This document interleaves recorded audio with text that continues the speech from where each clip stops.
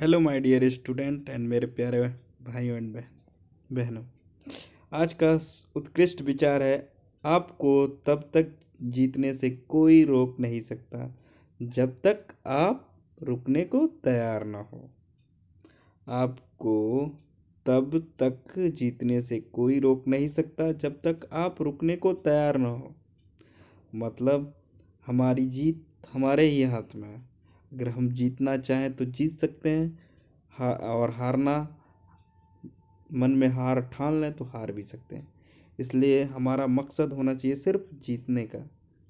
और और सोच ही एक होता है, जो जैसी सोच वैसी बरकत बोलते हैं ना, जैसी सोच वैसा ही काम होता है। तो हम एक बार जीतने के ठान लेंगे तो हम जीत के ही रहेंगे।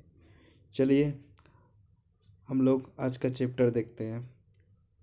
आज हम लोग पढ़ेंगे शब्द विचार, मॉर्फोलॉजी पढ़ेंगे।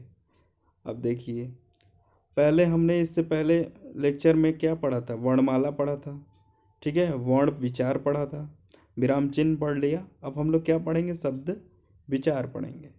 अब देखिए, वर्णों के मेल से बनी सार्थक ध्वनि को शब्द कहते हैं। मतलब सार्थक मतलब क्या हुआ? मतलब उसका कुछ न कुछ मीनिंग होगा, कुछ न कुछ उसका मतलब होगा, ठीक है। मतलब वर्णों के जिस रूप का अर्थ होता है केवल उसे ही शब्द कहते हैं। भाषा की दृष्टि से जिस वर्ण समूह का अर्थ नहीं होता है वह शब्द नहीं कहलाते हैं, ठीक है। ये बहुत इंपॉर्टेंट है। अब जैसे गड़बड़, गड़बड़ में क्या लग रहा है? ये शब्द है या नहीं? नहीं है, अर्थ नहीं निकल रहा है। अब जैसे घर हो गया, घर का कुछ तो मीनिंग निकलेगा। विद्यालय, घर, इस तरह का क्या हुआ? स्कूल, ट्यूशन, ये सब, मंदिर, ये सब का कुछ ना कुछ मीनिंग निकलेगा। ये सब क्या बोलेंगे? शब्द बोलेंगे। वर्णों के मेल से बनी सार्थक ध्वनि को क्या बोलते हैं? वर्णों के से बनी सार्थक ध्वनि को क्या बोलते हैं? देखिए यहाँ, वर्णों के मेल से बनी सार्थक ध्वनि को शब्द कहते हैं। अब देखते हैं शब्द के कितने भेद होते हैं। शब्द के 5 भेद होते हैं। कितने भेद होते हैं? 5 भेद होते हैं। अब इनके बारे में जानते हैं। अब देखिए, वाक्य में प्रयोग के आधार पर शब्द के भेद। फिर रचना बनावट के आधार पर हो गया। दूसरा दूसरा रचना या बनावट के आधार पर। तीसरा उत्पत्ति या स्रोत के आधार पर। चौथा व्याकरणिक प्रकार के आधार पर। पांचवा अर्थ के आधार पे। अब हम लोग क्या पढ़ेंगे? वाक्य में प्रयोग के आधार पर शब्द के भेद। वाक्य में प्रयोग कैसे करना है उसके आधार पर शब्द के भेद जानेंगे। यह 2 प्रकार के होते हैं। कितने प्रकार के होते हैं? 2 प्रकार के। अब ये 2 कौन कौन से होते हैं? देखिए, पहला है सार्थक शब्द। कौन सा है? सार्थक शब्द। दूसरा क्या है? निरर्थक शब्द। निरर्थक शब्द। सार्थक शब्द क्या कहलाते हैं और निरर्थक शब्द, इनको जानते हैं पहले।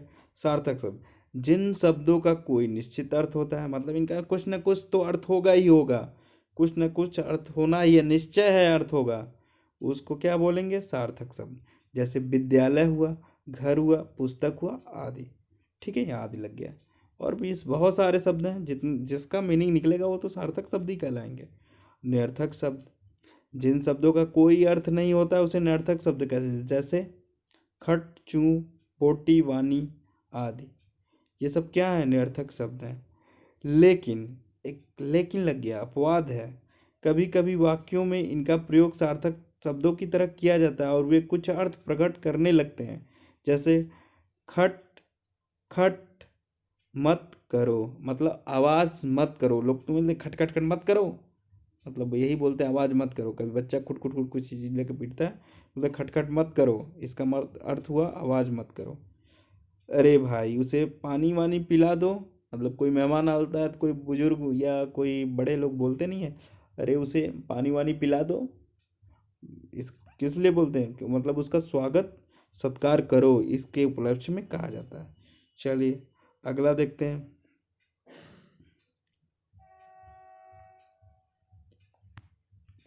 अब देखिए, हम लोगों ने एक पढ़ लिया, अब दूसरा क्या पढ़ना है हमें?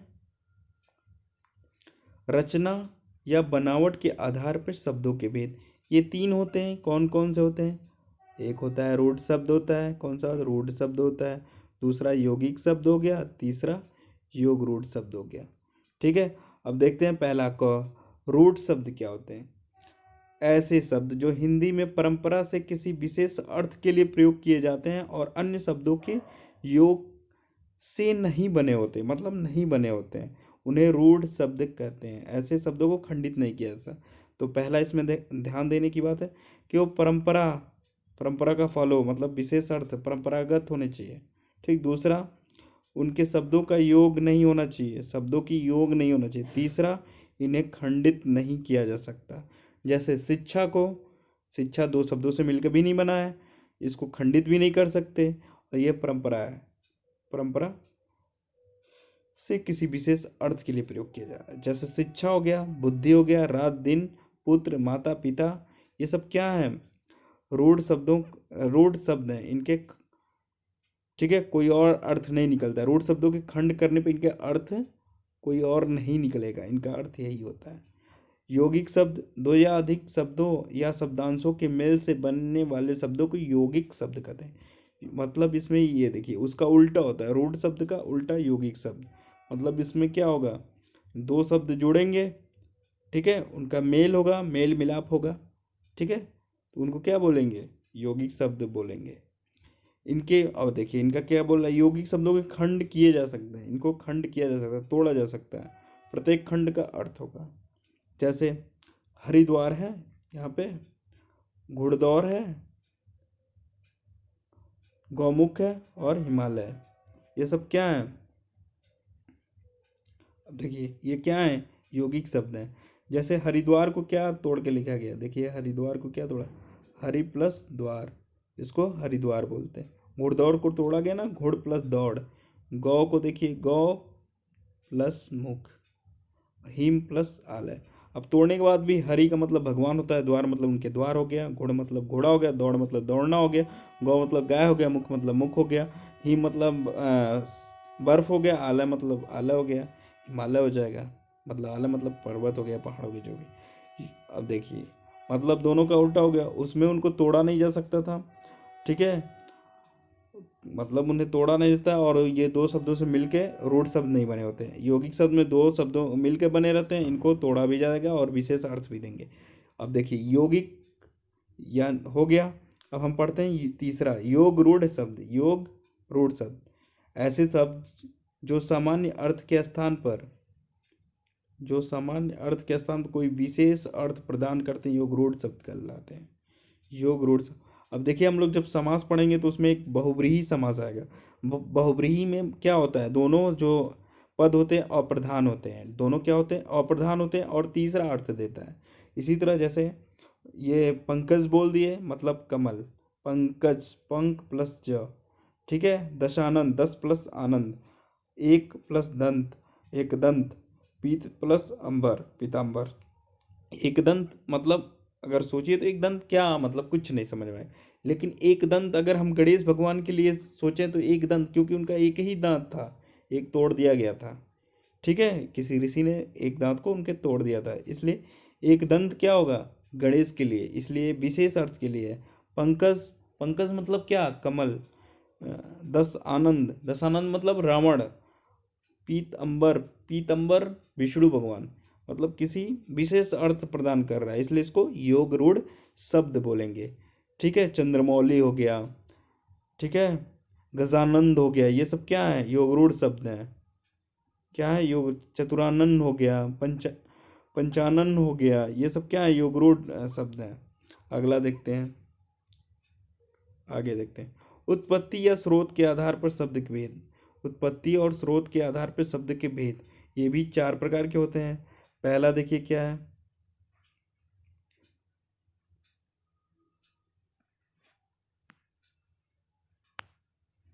पहला क्या है, तत्सम शब्द है, तद्भव शब्द है, देशज शब्द है और विदेशी शब्द है, ठीक है। पहले हम पढ़ेंगे तत्सम शब्द।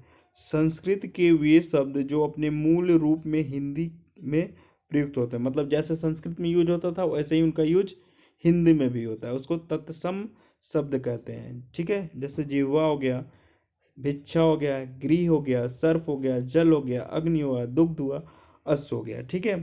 तद्भव शब्द ऐसे शब्द जो मूल रूप में संस्कृत के थे, परंतु हिंदी में उनका रूप कुछ विकृत हो गया, तद्भव शब्द कहलाते हैं। तद्भव शब्द का अर्थ ही है उसे संस्कृत से उत्पन्न, मतलब ये संस्कृत से ही उत्पन्न हुए हैं, लेकिन इनका जब हम प्रयोग करते हैं तो इनको कुछ विकृत बिगड़ा हुआ रूप इनका यूज करते हैं, ठीक है, इसलिए इसको हम तद्भव बोलते हैं। अब देखिए तत्सम और तद्भव में क्या अंतर है। तत्सम संस्कृत के शब्द होते हैं, सेम टू सेम ले लेते हैं, ठीक है, और तद्भव क्या होता है, उनको मॉडिफाई करके लेते हैं, अपने जैसे नहीं बोल पाए तो अपने भाषा में कुछ भी बोल दिए, ठीक है। जैसे क्या बोलते हैं, जैसे दिखा गया है यहाँ देखिए, तत्सम शब्द कुछ लिखे गए हैं और इनको तद्भव शब्द लिखा गया है। यहाँ भी तत्सम शब्द लिखेंगे, तद्भव लिखेंगे। अब देखिए कैसे, जैसे संस्कृत में उसको अंगुली बोलते हैं और उंगली बोलते हैं हिंदी में। गर्दभ को मॉडिफाई कर लिया गया, गर्दभ क्या, गधा, गधा। कर्म को काम बोलते नहीं है, काम पर जा, काम करने जा रहे हैं, काम कर रहे हैं, ऐसे बोलते हैं, लेकिन वो क्या होता है, कर्म, ठीक है। अंजलि, अंजलि, अब क्या बोलते हैं उसको, अजूरी, ठीक है। प्रस्तर, पत्थर को बोलते हैं। अब देखिए प्रस्तर वो संस्कृत हो गया और पत्थर तद्भव शब्द हो गया, यानी हिंदी हो गया। कितना चेंज हो जा रहा है। कास्ट को हम लोग काट बोलते हैं। अमृत का मी होता है। पितृ को पिता बोलते हैं। कूप को कुआं बोलते हैं। आशीष को आशीष या आशीष बोलते हैं। भगनी को बहन बोलते हैं। कज्जल को काजल बोलते हैं। कर्ण को कान बोलते हैं। अंचल को आंचल बोलते हैं।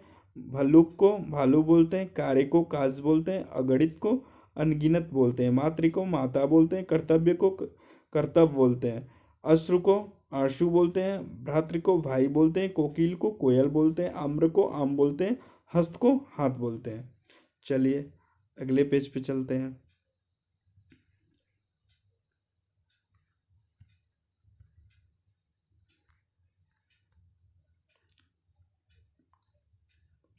चलिए फिर कुछ और भी हैं, उनको भी देख लेते हैं लगे हाथ। अब देखिए, इच्छु एक होता है। सर्प को सांप बोलते हैं। दधी को दही बोलते हैं। उल्लूक को उल्लू बोलते हैं। स्वर्ण को सोना बोलते हैं। महिषी को भैंस बोलते हैं। महिषी बोलते हैं, महिषी संस्कृत में महिषी होता है। और भैंस हिंदी में होता है, महिषी चराने गए हैं, ये ऐसे बोलते नहीं है। भैंस चराने गए हिंदी में बोलते हैं। दुग्ध होता है, उसको दूध बोलते हैं। दूध आया, अरे धुआल आया, ऐसे बोलते हैं, लेकिन वो दुग्ध होता है, ठीक है। उष्ट्र, उष्ट्र, ऊंट को बोलते हैं उष्ट्र। स्तंभ, खंबा बोलते हैं उसको, अरे खंबा। घृत, घी हो गया।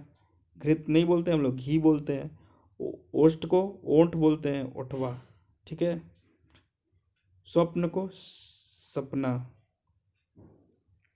देशज शब्द, विदेशी शब्द। अब देखिए देशज शब्द क्या होते हैं, जो शब्द स्थानीय या क्षेत्रीय प्रभाव से आवश्यकता अनुसार हिंदी भाषा में आ गए हैं वो देशज शब्द कहलाते हैं। मतलब जो शब्द स्थानीय या क्षेत्र प्रभाव से आवश्यकता अनुसार, मतलब हमारे हिंदी भाषा में आवश्यकता जैसे पड़ा उसको हम वैसे ही यूज कर लेते हैं, उसको देशज शब्द कहते हैं। जैसे देशज शब्द क्या होता है, ये बहुत इंपॉर्टेंट है। लोटा, टांग, गोद, डिबिया, पगड़ी, खिचड़ी, ठेठ, चंट आदि शब्द क्या है, देशज शब्द हैं। अब विदेशी शब्द देखते हैं। विदेशी शब्द हिंदी भाषा में प्रयोग किए जाने वाले विदेशी शब्द कहे जाते हैं। हिंदी भाषा में प्रयोग किए जाने वाले विदेशी शब्द कहते हैं। ये शब्द अपने मूल रूप में ही हिंदी में प्रयोग होते हैं। इन्हें आगत शब्द भी कहते हैं। विदेशी शब्द को क्या बोलते हैं, आगत शब्द भी बोलते हैं, याद रखिएगा। अब देखिए हिंदी में प्रयोग किए जाने में कुछ विदेशी शब्द हैं। चलिए आइए देखते हैं इसको। देखिए अंग्रेजी के कुछ शब्द यहाँ पर दिए गए हैं ना, अंग्रेजी। मेट्रो हो गया, train, car, cycle, short, cap, batch, loudspeaker, microphone, mobile, fax, teleprinter, coffee, bag, class, school आदि। अरबी, अखबार, अदालत। अब देखिए अरबी बहुत इंपॉर्टेंट है, अरबी शब्द क्या है, ये अरबी शब्द। अखबार को अरबी शब्द है। अदालत भी अरबी शब्द है। इंसाफ हो गया, इशारा हो गया, इनाम हो गया, औरत हो गया, कसम हो गया, तारीख हो गया, ये सब क्या है, अरबी शब्द। फारसी शब्द आते हैं। फारसी शब्द में देखिए कौन कौन से हैं। आदमी हो गया, आमदनी हो गया, आस्तीन हो गया, कद्दू हो गया, कमर हो गया, खरीद हो गया, खराब हो गया, गुलाब हो गया, चिराग हो गया, नमक हो गया, नमूना हो गया, मसाला हो गया, मोम हो गया, शहद हो गया, शिकार हो गया, शेर, सब्जी आदि। ये पूछा जाता है इसलिए मैं बता रहा हूँ, वरना मैं आगे स्किप कर देता इसे। ठीक है, आगे देखते हैं पुर्तगाली शब्द। पुर्तगाली शब्द में इस्पात हो जाएगा, गमला हो जाएगा, कप्तान हो जाएगा, फीता होगा, गलीचा हो जाएगा, साबुन हो जाएगा, संतरा, तौलिया आदि। तुर्की शब्द में देखिए, तुर्की शब्द, उर्दू तुर्की शब्द है, याद रखिएगा, उर्दू क्या है, तुर्की शब्द है। तोप, कैंची, बेगम, बंदूक, सौगात, बावर्ची, ये बहुत इंपॉर्टेंट है, क्वेश्चन आता है पेपर में, इसलिए तोप, कैंची, बेगम, सौगात, बावर्ची, उर्दू, ये याद रखिएगा। क्या है ये? तुर्की शब्द। अन्य भाषाओं से, जैसे रूसी से क्या लिया गया बना हुआ है, मिग बोलते हैं, वोदका बोलते हैं, रूबल बोलते हैं, स्पुतनिक बोलते हैं। चीन से चाय आया है, चीन से क्या है? चाय। चाय क्या है? चीनी शब्द है। डच से क्या है? तुरुप, बम। बम क्या है? डच से आया है, तुरुप भी डच से। जापानी, अब देखिए, रिक्शा क्या है? जापानी शब्द है। अंग्रेज, काजू, कारतूत, ये फ्रांसीसी शब्द है। ठीक है, मलय से खोपरा, मलय से। आगे चलते हैं।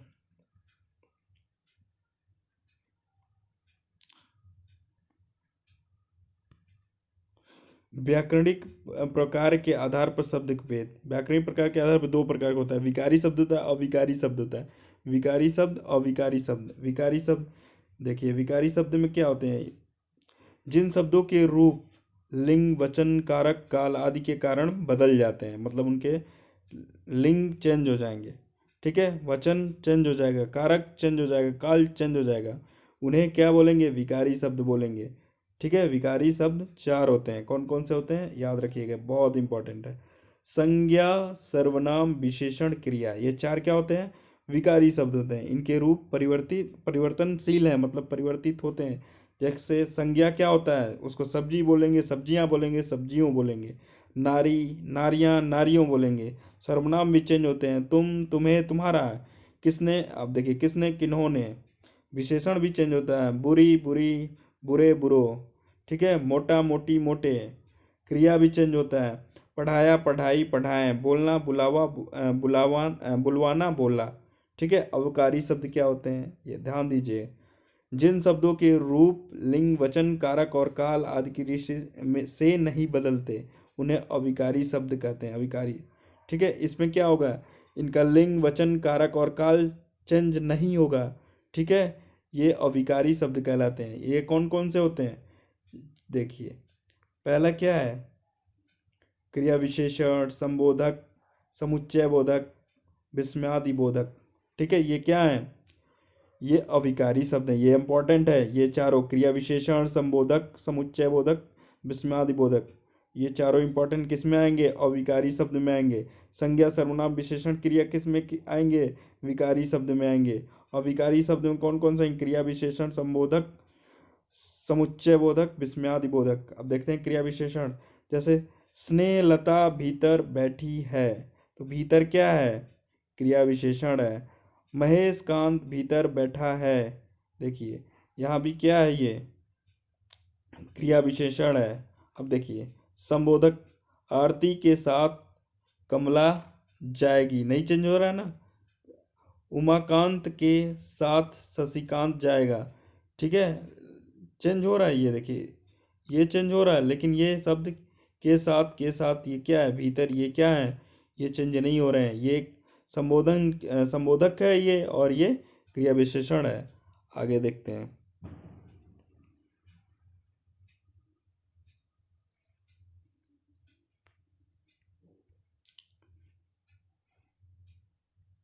देखिए, समुच्चय बोधक, माधुरी या सरिता को बुलाओ। किसको? माधुरी या सरिता को बुलाओ।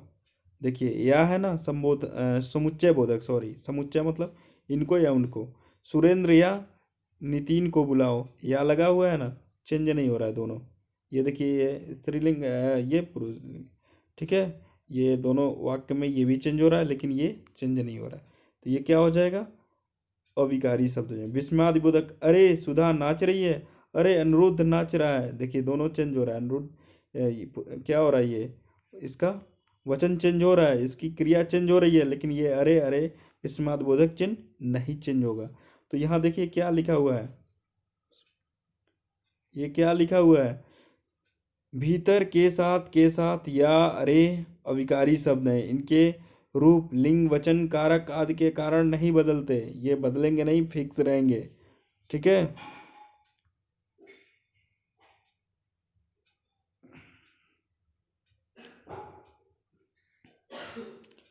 अर्थ की दृष्टि से शब्द के भेद। अर्थ के आधार पर शब्द के 6 भेद होते हैं। पहला क्या है, पर्यायवाची शब्द है। दूसरा क्या है, विलोम शब्द। तीसरा क्या है, अनेकार्थी शब्द। चौथा क्या है, वाक्यांशों के लिए एक शब्द। पांचवा क्या है, एकार्थी शब्द। और छठा क्या है, समानाभाषी शब्द युग्म। अब पहले हम क्या पढ़ते हैं, पर्यायवाची शब्द। क्या पढ़ेंगे, पर्यायवाची शब्द। जिन शब्दों के अर्थ समान होते हैं उन्हें पर्यायवाची शब्द कहते हैं। जैसे अब यहाँ देखते हैं, ये सारे पर्यायवाची लिखे हुए हैं, जल्दी से पढ़ेंगे, जल्दी से समाप्त हो जाएगा। अग्नि का आग होता है, अनल होता है पावक वहनी। ठीक है, तो अनिल अनल याद रखिएगा, अग्नि का अनल बहुत इंपॉर्टेंट है। ठीक है। अब देखिए, पर्वत का पहाड़ होता है, नग होता है, अचल होता है। अचल मतलब हिले ना, तो उसको भाई पर्वत ही बोलेंगे। पहाड़ हो गया, नग हो गया। गिरी, गिरी मतलब पहाड़ ही होता है। नदी का सरिता हो गया, सलीला हो गया, सजला हो गया, टटनी हो गया।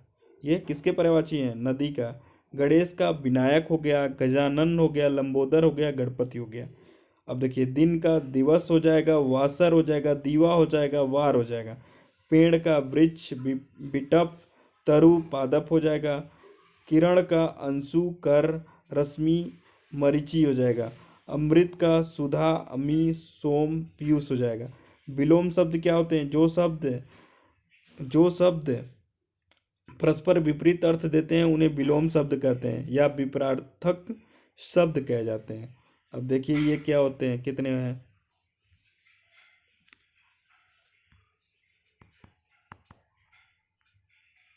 अब देखिए विलोम शब्द यहाँ दिया गया है ना, इसको देखते हैं।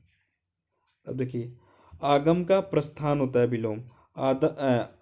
आदान का प्रदान होगा विलोम। कनिष्ठ का ज्येष्ठ होगा। दयालु का निर्दयी होगा। हास का रुदन होगा। निद्रा का जागरण होगा। अनुज का अग्रज होगा। आय का व्यय होगा। यश का अपयश होगा। निंदा का स्तुति होगा।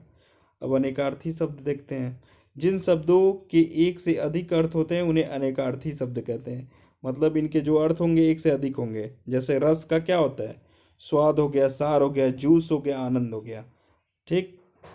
जवान का सैनिक भी हो सकता है, युवक भी हो सकता है। अंबर का आकाश होगा, वस्त्र भी हो सकता है। वर का वरदान भी होगा, दुल्ला भी हो जाएगा। किसी लड़की के लिए दुल्ला हो गया। वर मतलब वरदान, किसी को वरदान मिल गया। मत मतलब राय हो जाएगा। मत मतलब नहीं भी होता है, मतलब नहीं के लिए भी मत का यूज करते हैं, राय के लिए भी। अंक मतलब गोद हो गया। अंक मतलब संख्या भी होता है। ठीक है। अंक सैनी नहीं बोलते, अंक सैनी किसी की गोद में सोने वाले। इसीलिए क्या हो जाएगा, गोद क्या होगा, अंक हो जाएगा। अंक। कनक क्या होता है, सोना। धतुरा कनक, कनक सौगुनी मादकता, या खा रहा है या पाए हो रहा है, याद रखिएगा। घन का क्या होता है, बादल हो गया, थोड़ा हो गया, घना हो गया। ठीक।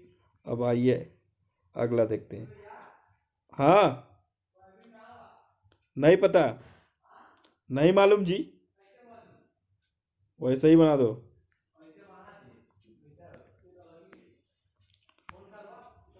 वाक्यांशों के लिए एक शब्द। अनेक शब्दों के स्थान पर आने वाले एक शब्द को वाक्यांश के लिए एक शब्द कहते हैं। जिसके आने से, देखिए अब वाक्यांशों के लिए एक शब्द मतलब कोई वाक्य आएगा उसके लिए एक शब्द प्रयोग करेंगे। जिसके आने की कोई तिथि न हो, अतिथि। जिसमें जानने की इच्छा होती है, जिज्ञासु। ठीक है। अगला देखते हैं।